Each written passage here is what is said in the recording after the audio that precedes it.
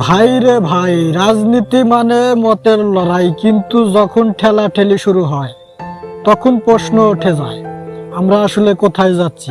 কোথায় যাচ্ছে বাংলাদেশ? ভিডিওটা শেষ পর্যন্ত দেখুন আর আপনার মতামত লিখুন কমেন্টে। ভাই রে ভাই, কেন জানি রাজনীতিতে কেউ কাউরে ছাড় দেয় না, কিন্তু এই ছাড় না দেওয়াটা দেশের জন্য কতটা মঙ্গলজনক হতে পারে।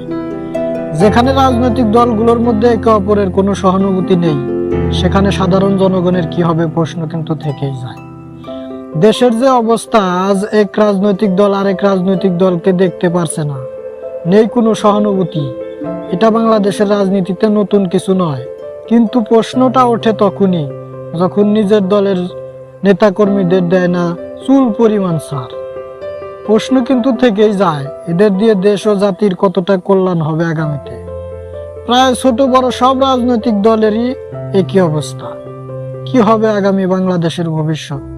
শেষমেশ আমি আপনাদের কাছে একটা প্রশ্ন রেখে যাই, এই ধাক্কাধাক্কি কবে বন্ধ হবে?